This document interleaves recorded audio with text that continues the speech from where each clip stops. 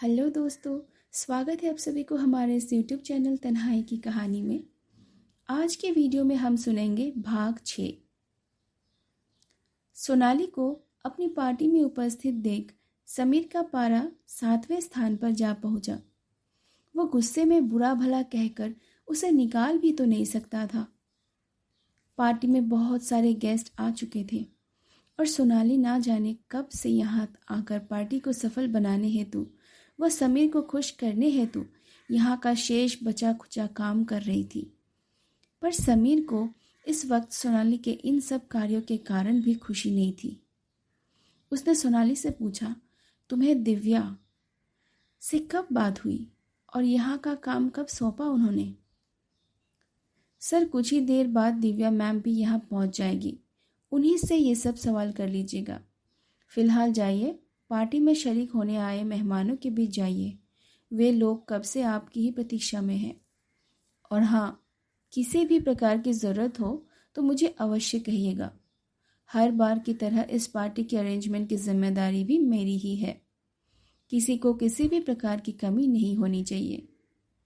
इतना कहकर इतराती इचलाती हुई सोनाली वहाँ से चली गई। समीर को ना चाहते हुए भी मेहमानों के बीच जाना पड़ा।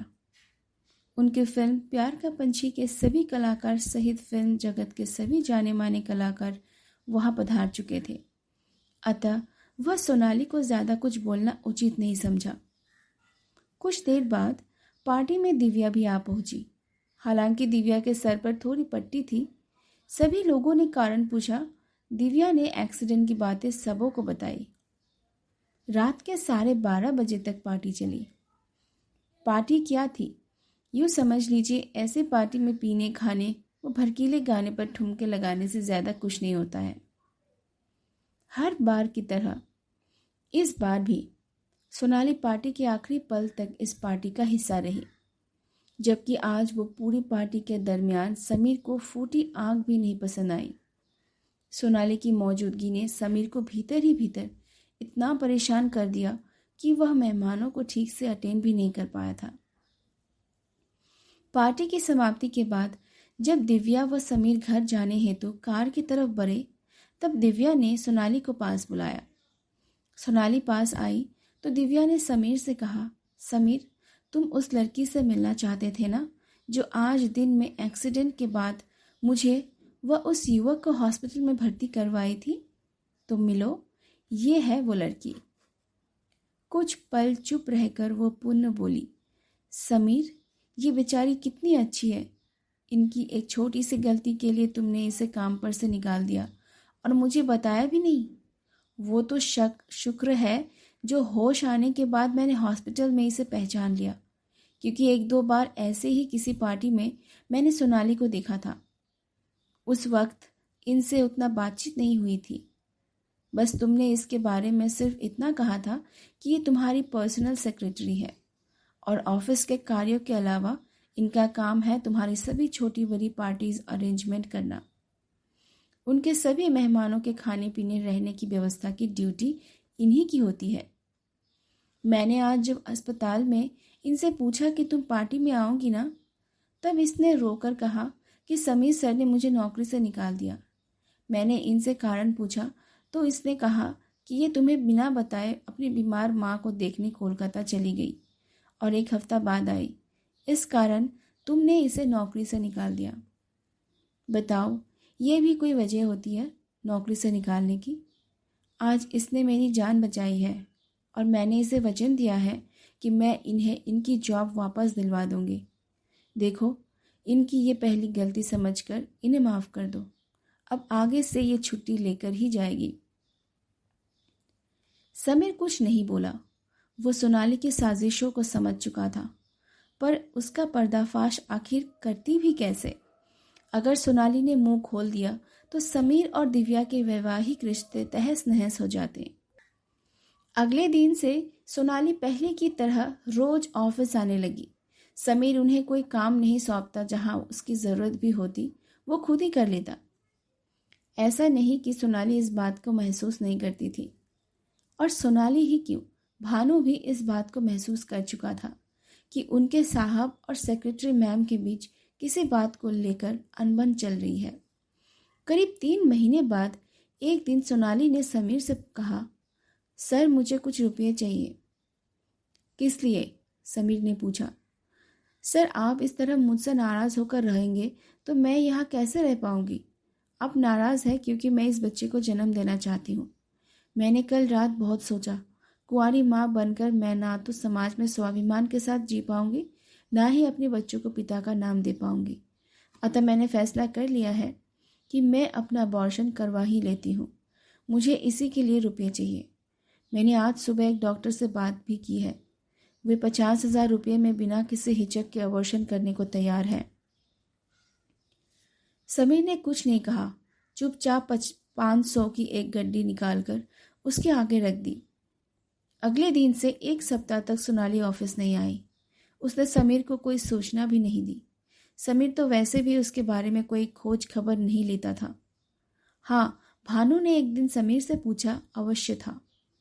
समीर ने बताया कि वो छुट्टी पर है। भानु संतुष्ट हो गया क्योंकि पहले भी सोनाली कई दिनों तक ऑफिस नहीं आई और उस दिन पार्टी में ही नजर आई थी। इस तरह से कुछ दिन और बीते।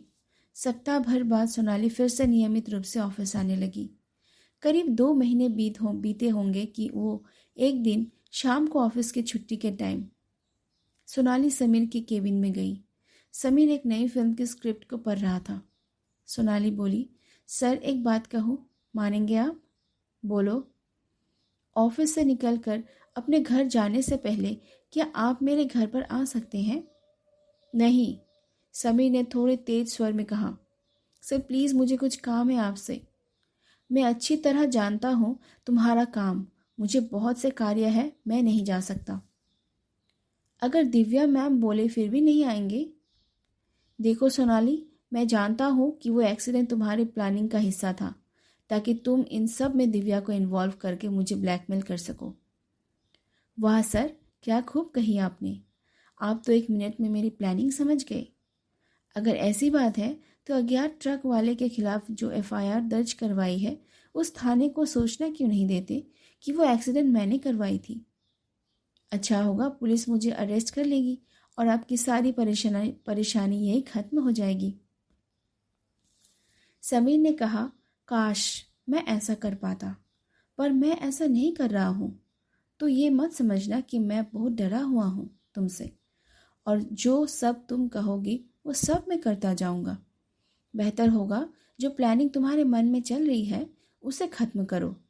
मेरे दिमाग में कोई भी प्लानिंग नहीं है सर, आप बस एक बार आ जाइए। समीर के इनकार के बाद सोनाली वहाँ से निकली। पता नहीं दिव्या से उसने क्या बात किया। दिव्या समीर को कॉल करके बोली कि सोनाली को घर पर कुछ काम है, एक बार देखते हुए आइएगा। बेचारी बहुत मुसीबत में है, बोल रही थी सर को एक बार भेज देने।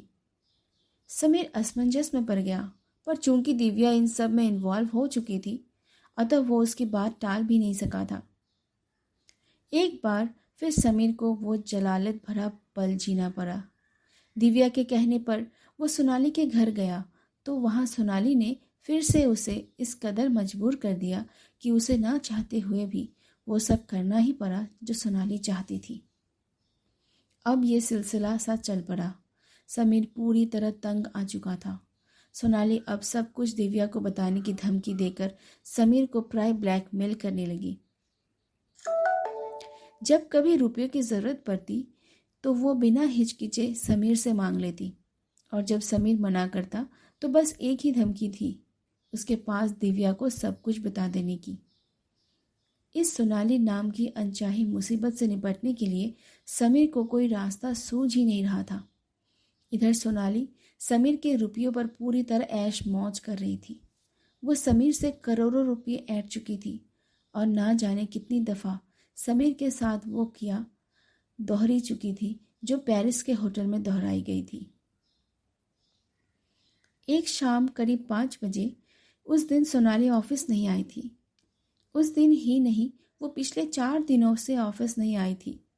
अब वो ऑफिस से छुट्टी लेने के लिए समीर को फ़ोन करने की ज़रूरत नहीं समझती। सोनाली के ऑफिस नहीं आने पर समीर उसकी खोज खबर भी लेना पसंद नहीं करता। अगर वो नहीं आती थी तो समीर खुद को रिलैक्स ही महसूस करता था। उस दिन शाम के 5 बजे सोनाली को कॉल आया।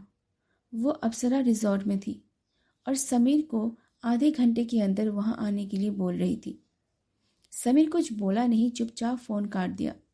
उसने भानु को बुलाकर कहा, मैं एक ज़रूरी काम से जा रहा हूँ, अगर मुझे लेट हो तो तुम ऑफिस बंद करके घर चले जाना। उस वक्त शाम के 5:45 हो रहे थे जब समीर सक्सेना की गाड़ी अप्सरा रिजॉर्ट के पार्किंग में आकर रुकी। सोनाली का अब तक 3-4 दफ़ा फ़ोन जा चुका था। वो अप्सरा रिजॉर्ट के रूम नंबर 105 में थी। ये अप्सरा रिजॉर्ट ठीक किसी 5 स्टार होटल की माफिक सारी सुविधाओं से लैस थी। बस एक ही अंतर था, यह होटलों की तरह जगह जगह सीसीटीवी कैमरा तो लगे थे, पर वो केवल दिखावटी थे। समीर ने पार्किंग में गाड़ी पार्क की और सीधा रूम नंबर 105 की ओर रुक गया। अप्सरा रिजॉर्ट का रिसेप्शन काउंटर फर्स्ट फ्लोर पर था। रूम नंबर 105 ग्राउंड फ्लोर पर ही था। समीर यहाँ के चप्पे चप्पे से वाकिफ था, क्योंकि अनेकों बार वो यहाँ के हॉल में पार्टी का आयोजन किया था। अप्सरा रिजॉर्ट फिल्म जगत के लोगों के लिए अब ऐतिहासिक का अड्डा ही था। वहाँ बाहरी लोगों को रूम मिलना तभी संभव था जब किसी फिल्मी कलाकार अथवा फिल्म निर्माण से जुड़े लोगों से जान पहचान हो। सोनाली का परिचय बस इतना ही था कि वो मशहूर फिल्म निर्देशक समीर सक्सेना के ऑफिस में काम करने वाली एक असिस्टेंट थी। इतने परिचय पर अप्सरा में रूम मिलना मुश्किल था। अगर सोनाली ने रूम बुक करते समय समीर का नाम लिया होगा तो अप्सरा रिजॉर्ट के रिसेप्शन काउंटर से वेरिफिकेशन कॉल अवश्य आता, पर समीर के पास ऐसी कोई कॉल नहीं आई थी। जाहिर सी बात है कि सोनाली ने यह रूम बुक करने के लिए कोई और तिरकम लगाई थी। समीर रूम नंबर 105 में पहुंचा तो सोनाली किसी दुल्हन के लिबास में सजी हुई थी। समीर के आते ही वो बेड से उठ बैठी। सोनाली को एक नज़र में देख समीर समझ गया वो अत्यधिक नशे में है। समीर ने देखा तो गुस्से से बोला, सोनाली क्या है ये सब? सोनाली ने गंभीर स्वर में कहा, सर कल रात मैंने एक सपना देखा कि मैं मर चुकी हूँ। बचपन से मैं जो सपना देखती आई हूँ वो कुछ दिनों बाद सच हो जाता है। अतः मुझे एहसास हो चुका है कि मैं बहुत जल्दी मरने वाली हूँ, इसलिए मरने से पहले आपकी दुल्हन बनना चाहती हूँ। मैं दुल्हन के लिबास में हूँ, बस ये सिंदूर और मंगलसूत्र मुझे पहना दीजिए। मेरी आखिरी इच्छा पूरी कर दीजिए प्लीज़। सोनाली, ये नौटंकी अब मेरे बर्दाश्त से बाहर हो रही है। इस वक्त तुम बेहद नशे में हो। तुमने शराब बहुत अधिक मात्रा में पी रखी है। प्लीज़ बंद करो ये सब। ये जो तुम कर रही हो ये सब बचपना है। तुम जानती हो कि मैं शादीशुदा हूँ, मेरे बच्चे हैं। इसके बावजूद जो गलती मुझसे तुम करवा चुकी हो उसी का प्रायश्चित मैं जीवन भर नहीं कर सकूँगा। फिर एक और गलती मैं नहीं कर सकता। समीर की बातों में बेबसी साफ झलक रही थी। उनकी बेबसी पर मानो सोनाली को मज़ा आ रहा हो। वो जिद करते हुए बोली, भले ही मैं नशे में हूँ किंतु मैं पूरी तरह अपने होश हवास में हूँ सर।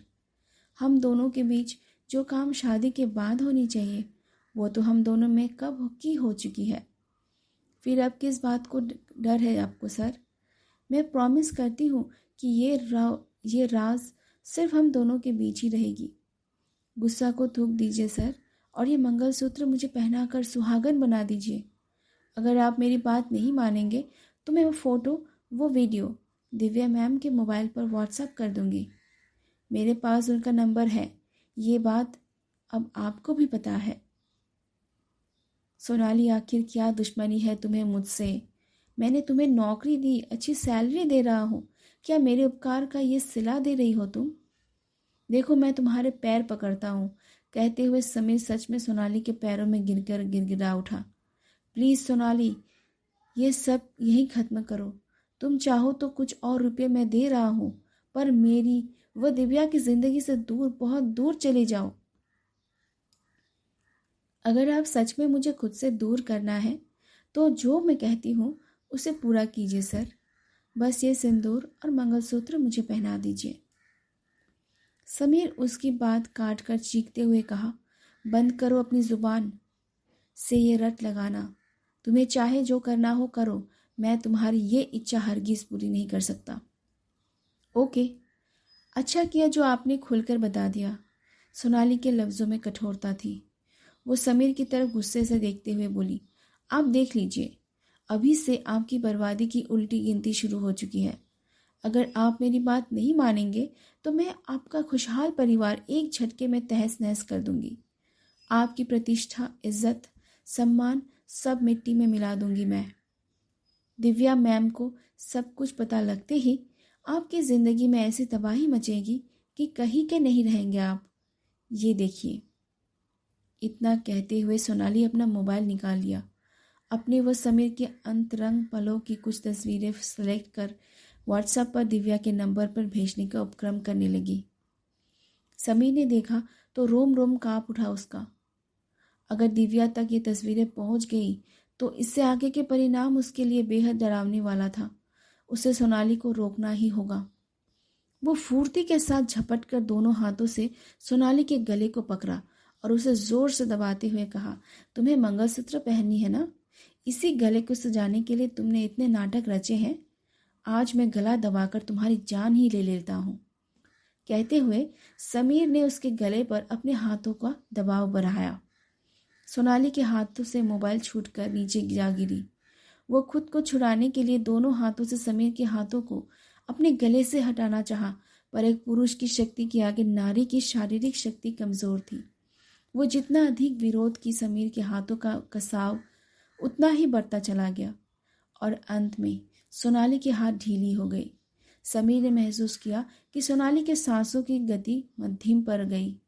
सोनाली के पांव भी बेजान हो गए और वो लुढ़क कर फर्श पर बिछे कालीन पर जा गिरी। अब जाकर समीर को होश आया कि गुस्से में वो क्या कर बैठा। क्या उसने सोनाली की हत्या कर दी? उफ, हे भगवान, ये कौन सा गुनाह हो गया उससे? उसे यकीन ही नहीं हुआ कि सोनाली मर चुकी है। उसने जमीन पर नीचे लुढ़की सोनाली के बेजान जिस्म को टटोला।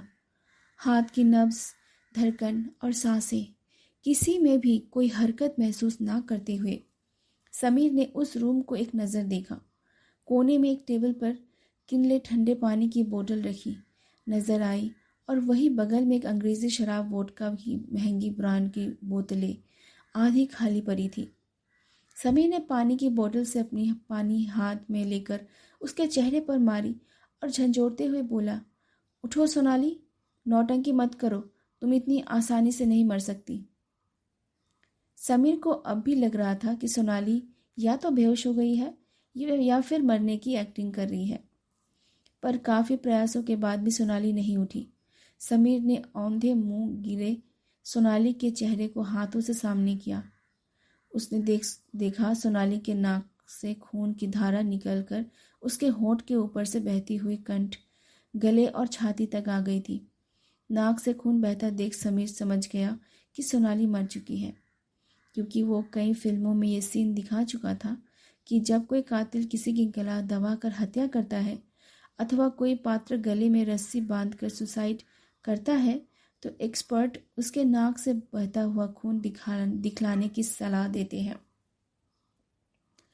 आज समझ में आया कि एक्सपर्ट नकली खून नाकों से क्यों बहाते हैं, ताकि हत्या या आत्महत्या रियल लगे। परंतु आज समीर ने अपनी आंखों से देखा था, गला दबाकर किसी की हत्या करने से सच में नाक से खून रिसता है। परंतु अब वो क्या करे? सोनाली की लाश उसके सामने पड़ी थी। क्या वो चुपचाप निकल जाए? नहीं, अगर वो चुपचाप निकल जाएगा तो बाद में पुलिस आसानी से पता लगा लेगी कि समीर ही इस हत्या का जिम्मेवार हो सकता है। सोनाली के फ़ोन में समीर व सोनाली की बहुत सारी तस्वीरें हैं। काफ़ी सोच विचार के बाद उसने एक निर्णय लिया। पहले तो वो उस कमरे में अपने आने के हर सबूत को मिटाया, फिर सोनाली के आने का सबूत मिटाया। रिसेप्शन काउंटर पर फ़ोन करके ये पता किया कि रूम नंबर 105 किसके नाम पर बुक है। उसे पता चला कि किसी जमीला खातून के नाम पर बुक थी, यानी सोनाली भी अपने असली परिचय के साथ यहाँ नहीं आई थी। परंतु क्यों? सोनाली अपने वास्तविक नाम पते के साथ रूम क्यों नहीं लिया? ये सोचने का समय इस वक्त उसके पास बिल्कुल भी नहीं था। परंतु जो भी थे, हालात बिल्कुल समीर के फेवर में थे। कल को सोनाली गायब हो जाती है तो पुलिस को ये खबर मिल ही नहीं सकती कि सोनाली यहाँ पर आई थी। उसने सबसे पहले सोनाली के चेहरे पर नाक से निकला हुआ खून को साफ किया। खून को अच्छी तरह साफ कर देने के बाद वो शेष बची वोडका शराब सोनाली के चेहरे और कपड़े पर डाले। सोनाली के पर्स वो अपने एक हाथ में लिया और सोनाली को उठाकर अपने बदन के सहारे खड़ा किया। शुक्र था कि रूम नंबर 105 नीचे ग्राउंड फ्लोर पर ही थी और करीब 50 गज की दूरी के बाद ही कार पार्किंग में समीर की कार खड़ी थी। वो सोनाली को अपनी दाएं तरफ खड़ा करके उसके कमर में हाथ डालकर किसी प्रेमिका की भांति पकड़ा हुआ था। सोनाली की गर्दन लुढ़क कर समीर के कंधे पर आ गई थी। वो उसकी आंखें बंद था। समीर ने सोनाली का बायां हाथ गर्दन के पीछे से घुमाकर बाएं कंधे की तरफ निकाल दिया था और सोनाली का पर्स उसके हाथों में फंसाकर खुद अपने बाएं हाथ से उसका हाथ वो पर्स को पकड़ लिया था। समीर अपने बदन से पूरी तरह सोनाली के बदन को सटा रखा था और धीरे धीरे चलकर उसे अपनी कार की तरफ ले जाने लगा। ग्राउंड फ्लोर पर उस वक्त लोगों की चहल पहल उतनी नहीं थी। सोनाली को ऐसे ले जाते कोई देख भी ले तो यही सोचता कि कोई आदमी नशे में बेहोश अपने पार्टनर को ले जा रहा है। संयोग की बात यह हुई कि समीर जैसे ही रूम नंबर 105 से निकला तो लाइट चली गई। चारों तरफ धूप अंधेरा फैल गया। अब वो तेजी से बिना किसी विघ्न बाधा के घसीटते हुए उसे अपनी कार की तरफ ले गया। रिमोट से वो दरवाज़ा पहले ही अनलॉक कर चुका था। वो तेजी के साथ एक हाथ से दरवाज़ा खोला और पीछे वाली सीट के पुस्तगाह के सहारे सोनाली को बिठाया।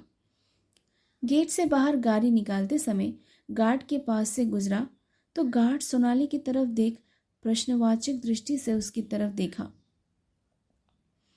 तब समीर ने गार्ड को उसका नजराना 100 रुपये की पत्ती देते हुए उससे कहा, बेचारी दूर गांव से आई है, पहली बार शराब पी ली है, वो भी बहुत अधिक, नशे में सो गई।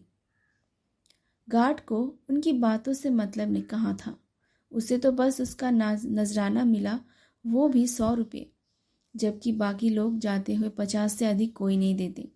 वो खुश होकर सलाम करता हुआ पार्किंग गेट खोल दिया। वहां से बाहर निकलकर समीर रास्ते में गाड़ी रोककर एक परचून की दुकान पर से एक आदमकद बोरा और थोड़ी रस्सी खरीदी। उस बोरे व रस्सी को पिछली सीट पर सोनाली के बगल में रख वो गाड़ी को जूहू बीच के अंतिम छोर की तरफ बढ़ चला। इस वक्त समीर की गाड़ी जहां खड़ी थी वह एक सुनसान व अंधेरी युक्त जगह थी। चारों तरफ अंधेरा व शांति छाई थी। कभी कभी दूर से समुद्र की लहरें आकर किनारे से टकराती तो वातावरण में लहरों की ध्वनि गूंज उठती। उसने सोनाली की लाश को पिछली सीट से घसीटकर निकाला और बड़ी मशक्कत से उस बोरे में ठूसा। फिर सोनाली का पर्स और पर्स के अंदर अपना मोबाइल रखकर उसे भी बोरे में डाल दिया। ऊपर से रस्सी से बांधकर वो बोरे सहित सोनाली की लाश उठाकर समुद्र की तरफ बढ़ चला। समीर को पता था कि इस एरिया में समुद्र की गहराई कहाँ पर अधिक है। वो उसी की तरफ बढ़ा। उसने उस बूढ़े को उसी जगह समुद्र में डाल दिया। सब कुछ ठिकाने लगाने के बाद रात करीब 10 बजे वो अपने घर पहुंचा और आज इस घटना को 1 महीना बीत गया था। समीर इस 1 महीने में सुकून की नींद सोया था, क्योंकि सोनाली के मरने के बाद उसे इस बात का डर खत्म हो गया था कि दिव्या को उन घटनाओं का पता अब कभी नहीं चलेगा। सोनाली की गुमशुदगी की रिपोर्ट समीर ने खुद जाकर लिखवाई थी। ऐसा नहीं करने पर दिव्या, भानु और ऑफिस के अन्य कर्मचारी उन्हें शक की निगाहों से देखते। और आज भानु ने कुरियर का पैकेट थमाते वक्त सोनाली के विषय में पूछ भी दिया। कुरियर का ध्यान आते ही समीर उस पैकेट की तरफ देखा जो भानु ने लाकर सामने के टेबल पर रखा था। भेजने वाले ने अपना नाम नहीं लिखा था। समीर ने उस पार्सल को खोला। उसके अंदर के सामानों को देख उसकी आंखें फटी की फटी रह गई। वो उन सामानों को बस देखता ही रह गया। सिर घूमता हुआ सा महसूस होने लगा। समीर के दिमाग में बस यही ख्याल आया कि ये कैसे संभव है। दोस्तों, आगे क्या हुआ जानने के लिए आप लोग भाग 7 अवश्य सुनें।